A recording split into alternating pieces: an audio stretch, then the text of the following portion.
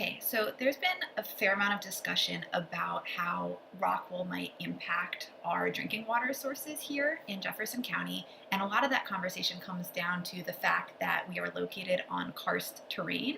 And so I want to shoot a video about that today because I feel like most people, like the average person, wasn't super familiar with the term karst, and I didn't really understand the actual impacts of it before all of this kind of started unfolding. So I've been talking to some people, learning more about it, and want to share a little bit with you guys today. So basically, high level summary, the majority of Jefferson County is located on karst terrain. And that means that underneath our soil, there's this system of interconnected limestone caves. And because they're all interconnected, it's possible for groundwater to move really quickly through this network of caves and kind of travel much farther than in another type of terrain around the county. And so, as you know, also, if you live around here, we are super prone to sinkholes, and that's another key characteristic of the karst topography. Because there are all those caves, the ground is just a little bit unstable, and there's a tendency for sinkholes to open up on the surface that then would drain down into that underground system. So the significance of all of that as it pertains to Rockwool is that any contaminants in this area, kind of on the surface in the water, can very easily get into the groundwater and spread a long distance kind of across the county in a very short amount of time. And since so many people here rely on stream-fed water sources or on wells, there's a big potential risk to drinking water here. And so we know this because in the 1990s, the USGS did this dye test where basically, and lucky for us, the site they chose was very close to where the Rockwool site is now. So you can see the red dot is the Rockwool site, the green square, that's their dye injection site. And what they did essentially was put dye into a sinkhole that had opened up, and then they watched to see when that dye appeared in streams and other places throughout the county. And what they discovered was that in a really short amount of time, if you look at all those orange triangles, they were able to detect dye quite a long distance away from that original injection site, including in the Elks Run watershed, which is where Harper's Ferry gets all its drinking water. So we have kind of conclusive evidence from this study that was done, actually partially funded by the county commission at the time, that when contaminants get into the groundwater, they travel super quickly throughout the county. So we know that this information was publicly available, but concerningly, it seems like Rockwool didn't really take that into account when they were making their plans. So they have this fancy 464 page, I just got a couple pages of it here, hydrology report that they did, September 2017 it's dated. And in all 464 pages of this report, karst is mentioned one time. It's on page 8. I'll pull that up for you.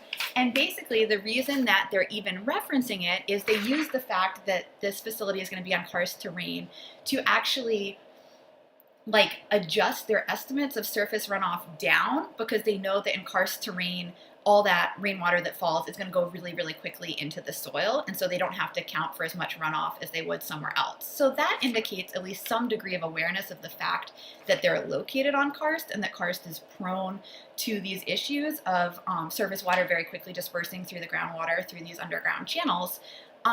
Yet it didn't factor into kind of any of their plans for building or site placement. And if you look, this has been circulating, so you may have already seen it, but this is a sinkhole map for Jefferson County. And as you can see, the yellow and the orange and red areas, those are where there's the highest density of likelihood for sinkholes. And so this kind of hot spot right up here is directly where Rockwool is located. Like, their factory is in basically the most sinkhole-prone area of our entire county. And unsurprisingly, that has already given them problems. We know it came out maybe a month or so ago that back in September, they had actually been fined or cited, I guess, by the West Virginia DEP for 6 different violations of their water pollution control permit, one of which is number 6 here, was a violation section F.2.A, which says failed to report noncompliance, which may have endangered health or the environment, to the designated WVDEP spill alert number. And that citation is because a sinkhole was observed in Basin 1 and was not reported. So they're not even operational yet. They're still doing site prep, and yet they're already having problems with sinkholes on site. And what's most concerning isn't just that they're having problems, but they're having problems in failing to report it. And if you look at the pictures from the DEP report, this is not a minor sinkhole. This is a significant large sinkhole right here in Basin 1 that they failed to report. And as of right now, there's no production happening on site. There's nothing in these catchment basins, these storage ponds. But to me, that's one of the big concerns is we still don't entirely know what they're going to be holding in these basins and catchment ponds. If someone has more information, like please do share.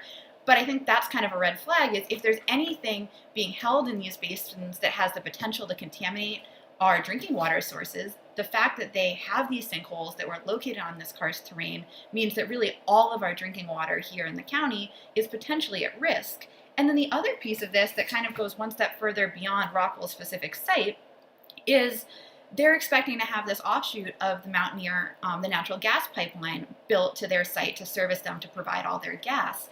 And this could be like a whole separate video, a whole separate conversation, but there's tons of concerns about having a pipeline through karst terrain because with sinkholes, with all that unstable ground, it's a lot more likely that you're going to have a pipeline rupture, which obviously can cause explosions, fires, that can be very damaging. But at the same time, then you have potentially natural gas that's getting into your groundwater and spreading throughout the county. And again, that's obviously not something we would want in our drinking water, whether it's our well water, whether it's the Harpers Ferry water coming from the Elks Run watershed.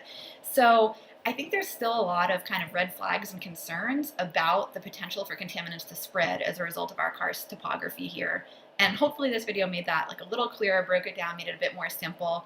I will see if I can post some relevant links below if you want to kind of look more and get some more information. And yeah, hope that was helpful. Thanks.